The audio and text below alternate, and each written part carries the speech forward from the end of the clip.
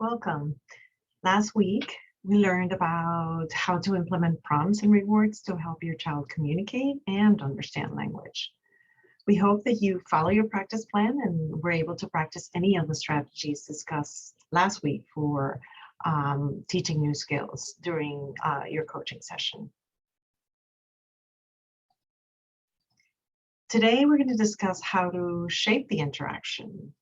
The first part of this involves learning how to keep your child engaged and learning new skills while also having fun during your daily activities.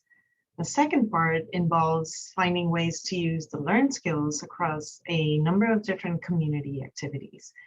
This is what we call generalization. In this case, we're going to focus on you and the skills you've learned thus far. You're going to start thinking on how to use them, not just at home, but in other places with your child. The goal with Shape the Interaction is for parents to balance their use of the strategies that they have learned based on how their child is responding in the moment. We've begun to talk about the strategy set already without necessarily naming it. Shape the Interaction is all about figuring out when to use which techniques across your daily interactions with your child, both at home and in the community. You want to shape the interaction with your child so that the child's engaged and having fun while also challenging him just enough to learn new skills. You can do this by adjusting the use of your strategies in the moment based on how your child is responding. It's like a delicate balance, and when it's done right, it should look like a dance. You're always going to start, as usual, with focus on your child and adjust your communication, because these strategies help your child engage with you and with the activity. You're going to, I mentioned before, use these strategies most of the time you're interacting with your child. Now, if your child does not respond to these strategies, then you move up and start, or if you want to teach a new skill, you move up to create opportunities techniques. Any of the skill sets that you learn for using these strategies. And you're going to use them to help your child initiate or to gain your child's attention. Once your child responds or you get their attention, you respond to his behavior as meaningful right away, or you can prompt your child to use a new skill. So if your child is very motivated, it is a good time to teach a new skill. But only do this about, we always say about a third of the time, or just to avoid frustration from your child. If your child loses interest or becomes frustrated as you move up the skills, then you move back down to get your child engaged again. So again, it's a movement of back and forth between the skills. Learning how to move up and down the skills in this way is the first part of shaping the interaction. The second part is called using the skills in the community, which we'll talk about later in this session. Once you're comfortable using the learned strategies, you can use them throughout your child's day. It only takes a moment to create a learning opportunity. Over the course of the day, your child will have many opportunities to build social communication skills, so you take advantage of those. By teaching your child across the day, you will help your child use his skills in new situations, which is what we call generalization. This strategy is helpful if you can add a few extra minutes to familiar activities. So here's a clip of a parent using Shape the Interaction to, actually we're going to see several, I believe. Shape the interaction to keep their child engaged and learning across different activities. The first one, I want you to watch how the parents move up from one strategy to the next based on the child's motivation and the child's response. Also, I want you to watch how the activity influences what strategy the parent uses, and obviously the child's response to it. So this one's of a dad in a water fountain. Let's watch. Water. Turn water on. Great. Gabe drinks. Off. On. Off. On.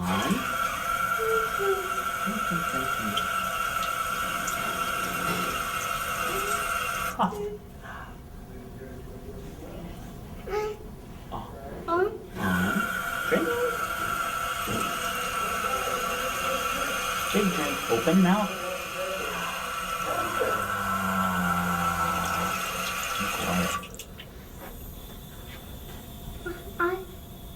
I want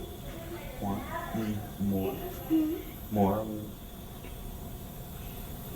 water. Yum, yum, yum. Open your mouth. Turn off. Turn on. Turn off. Turn off. On. Turn on. Good. Big drink. Drink. All done with water. Water off. That's okay. So that does a great job at prompting him. He first follows the child's lead to the drinking fountain and then adjusts his communication by modeling the language, turn water on or drink. Then he uses playful obstruction by turning the water off and on to create an opportunity for his son to communicate. When he has his son's attention and motivation, he moves up the skill to teach a new skill. He uses a time delay after the playful obstruction to help his child use spontaneous language to request on, and he does. So the father immediately rewards him by turning the water on and letting him drink. So the father moves up and down the scales to focus on depending on how the child's responding. He uses playful obstruction again to create an opportunity and kind of fill in the blank to the sentence. So he goes, I want more, and then the child says water to expand, or he says water to expand his child's language skills. Did you notice how he teaches new skills when he has control of the desired item, like turning the water on and off? And how immediately he rewards his child for using the new skill?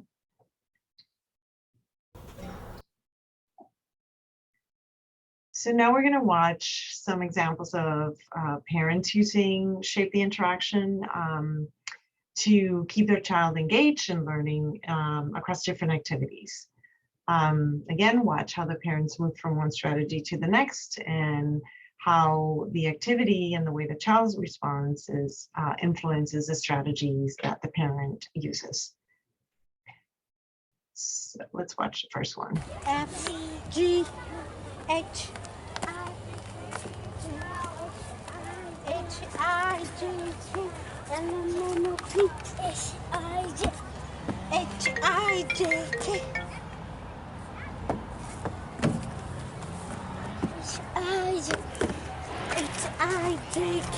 L-M-N-O-P. Happy. Salam is happy. Help mommy? Oh, help mommy. Help mommy.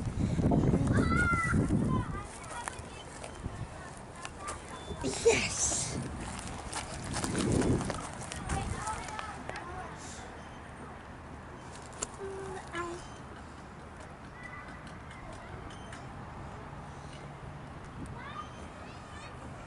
Fun.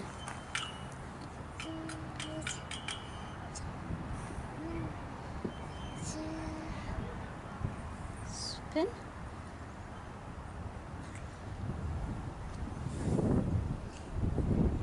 I want a spin. A spin.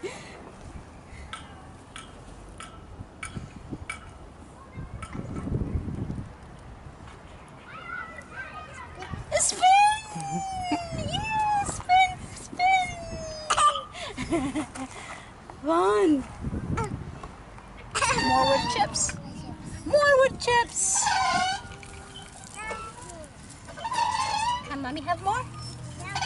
Mommy have more? More wood chips. I thought wood chips would be so fun. Here's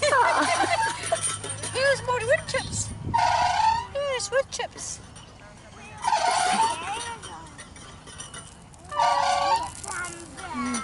Can Mommy have more wood chips? Can Mommy have... Oh, thank you. More wood chips. Oh, Salam wants more wood chips. More? You want help? Help!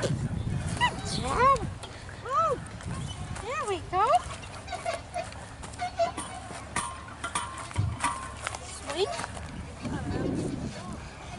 Swing. Swing. Ready?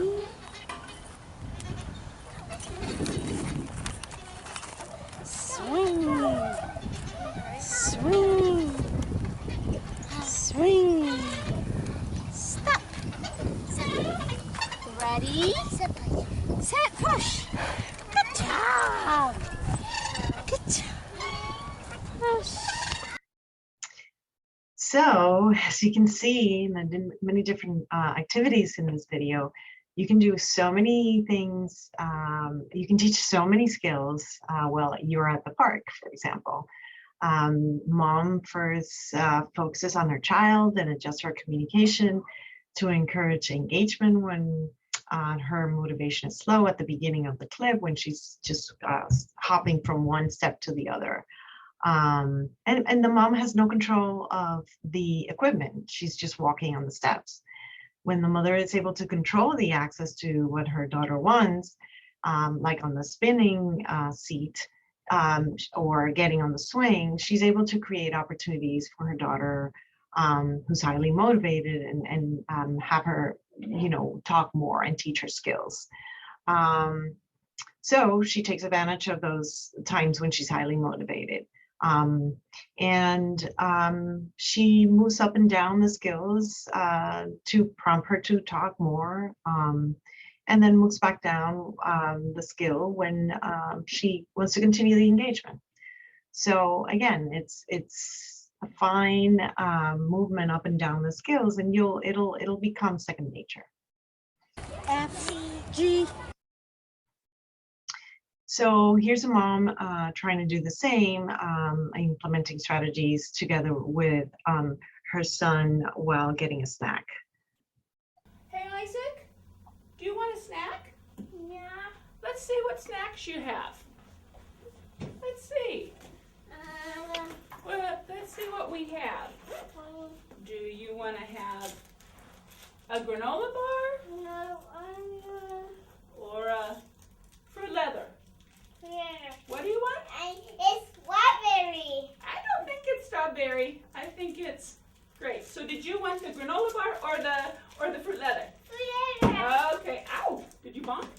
Okay. You gonna sit on the ground and eat it or sit in the chair? You want to sit on the floor to eat it or sit in the chair? Okay, get in the chair. Here you go. Here you go.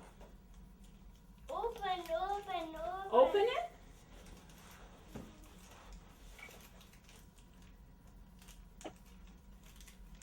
Open, Mommy.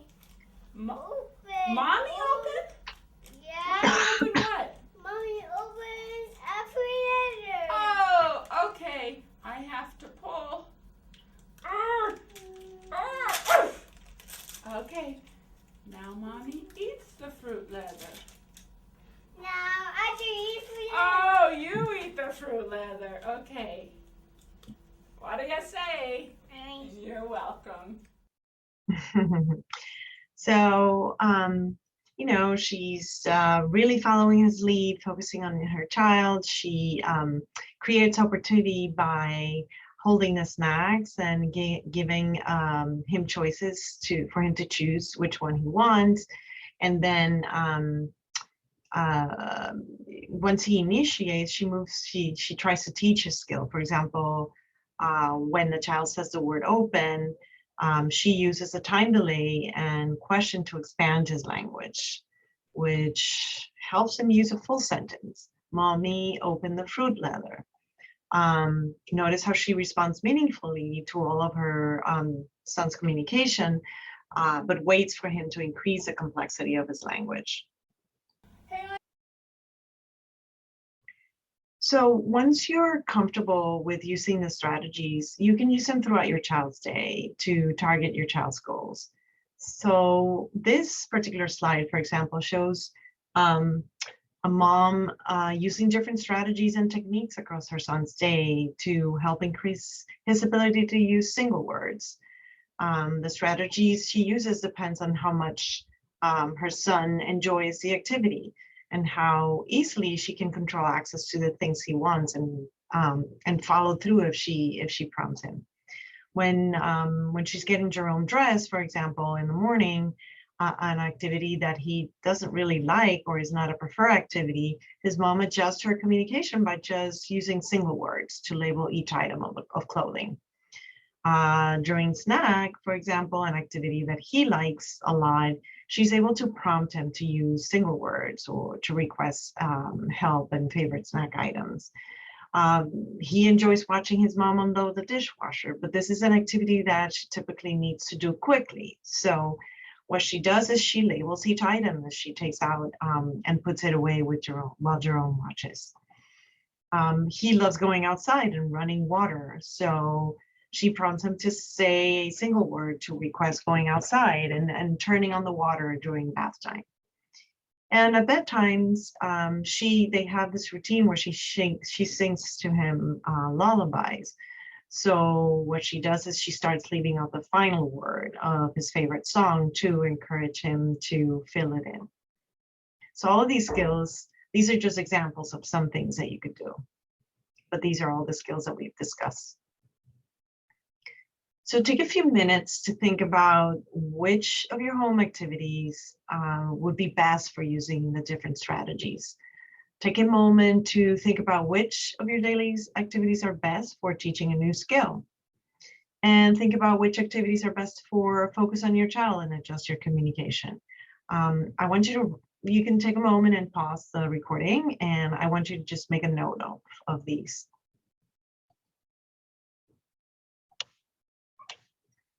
You can also use many of the strategies when you're out in the community with your child to help him engage and learn in the community. So practicing in the community is important because it helps your child use the skills in a new setting with different people, and which is what I mentioned before, called generalization. This is the ultimate goal. These strategies can help your child engage during community outings and can help reduce your child's boredom or frustration, and hence the problem behaviors. There's a few things that can help you make use of the skills in the community a success. So, for example, for your child, seeing a familiar toy or material during a community outing could help him interact with you and follow your directions. So you could bring a familiar toy or a favorite toy during your outings to help your child use new skills in a different environment. Or you can use these toys as rewards for following your directions in community settings. You can also use the strategies to create small, meaningful learning opportunities when you're out in the community. These brief learning opportunities will build on each other over time to encourage your child's social communication skills. Try to create like a brief learning opportunities for your child in many different places. This is going to help him use his or her skills more often with more people and in more settings. Using these strategies does not have to be time intensive or used in prolonged time. For example, when getting into the car, you can prompt your child to say the word open before you open the car door, and then move on with your outing. Choose a technique based on your child's motivation and his mood, as well as the setting you're in. Remember the focus on your child and adjust your communication techniques. Those are always appropriate for nearly all your interactions with your child. So creating opportunities and teaching new skills may be more challenging to use in the community. So So keep that in mind. The community activity schedule that you see on the slide and that we provided to you prior to this session may help you start thinking about some of the community activities you do with your child on a frequent basis. So it can help you think about how you might use the intervention strategies within some of these activities to help your child stay engaged and communicate better. So I want you to write down the activity and a little bit about what you do and how often, and if you think you can incorporate some of the techniques.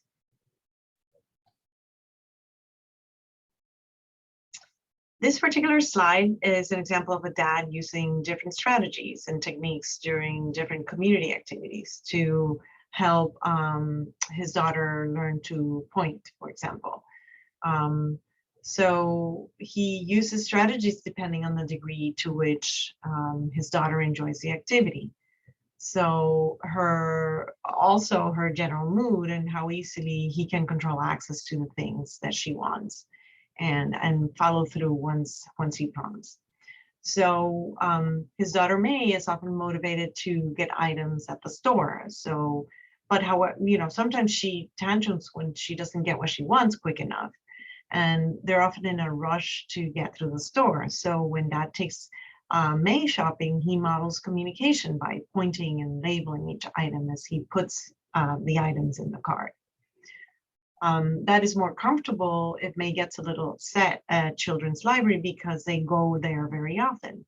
And because she loves books, he prompts May to point to a book for him to read to her. It is hard for Dad to control access to things during walks. So when they're walking through the neighborhood, he points to and labels things that May is looking at. May loves the swing and needs help getting on. So Dad prompts her to point to it before he helps her to get on at the park. She also loves the pool and needs help getting in the water. So Dad prompts her to point to the water before getting in. And last but not least, she's very motivated to get out of the car when they get home from school. So she needs help undoing the harness of her seat, and Dad prompts her to point to the harness before he undoes it.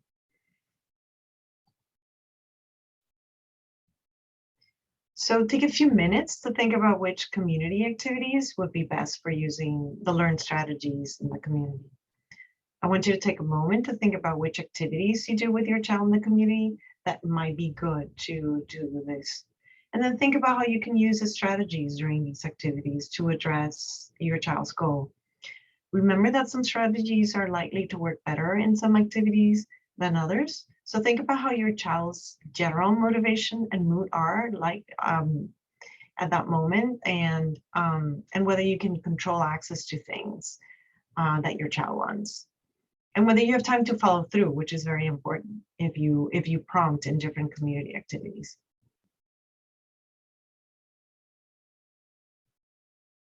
During the last portion of your next coaching session, we're going to be spending some time discussing what you feel that you learned over the course of this training and what supports you're going to need for the future. This can help you think about how to keep up your skills as you move forward.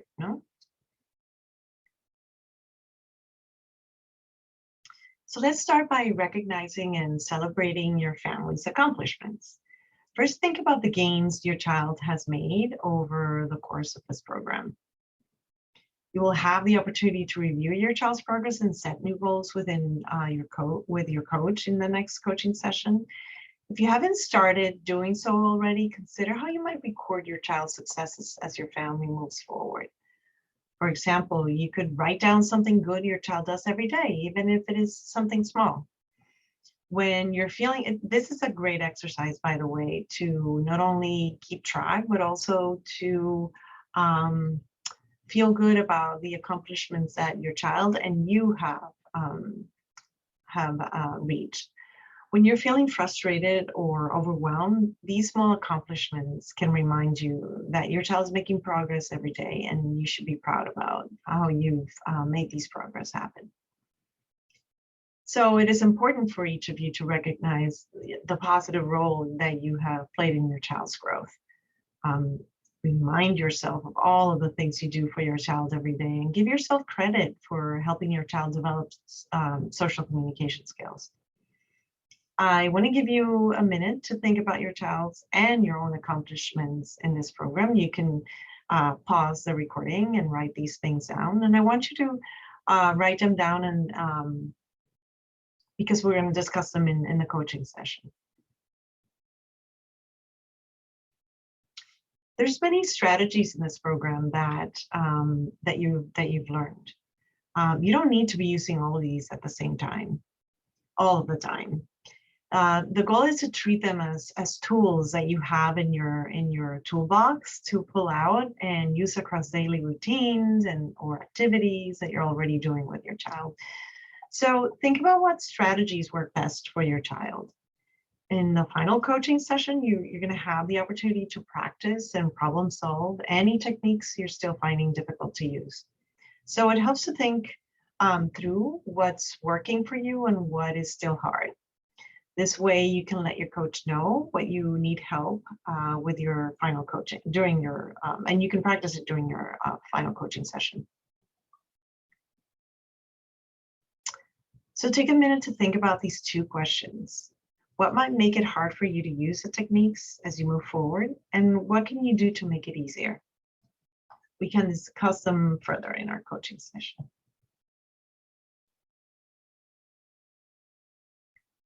Also think about your team, like the people who support you and your child. You can share techniques with other service providers who are working with your child so that your child intervention team members are all on the same page.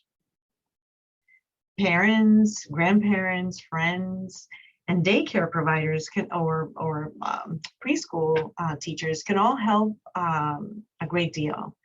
Now that you know the intervention, you can teach them some of the strategies so they can help your child learn too. You can even teach your child's sibling or some of the techniques from Focus on Your Child and Adjusting Your Communication. That way they can help keep your child entertained, and they can play with your child and teach them new skills. So take a moment to think about those people you can teach to use some of these strategies. I want you to also think about the types of services and supports your child and family may need for moving forward. These could be specific services, community resources, or even good activities to do with your family. You know, reach out to your CARD clinician and your coach for this intervention, because they may be able to help you with suggestions and recommendations. Think about goals you have for your child that were not addressed in this program. Think about other services that might benefit your family or others.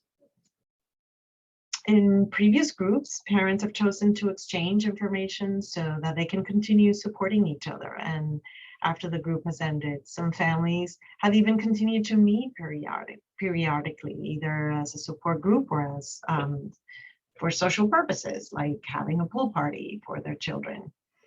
Other parents have chosen to take turns babysitting so that each family gets a break from the kids, or they have just gotten together for coffee. Often parents are great sources of information about what community services are helpful. So your coach can also make suggestions, like I mentioned earlier. So take a minute to think about what supports and services your child and your family may need moving forward. So continue practicing and making notes on your practice plan, and hopefully write down any questions, and we'll practice and clarify them during our coaching session. So see you next time.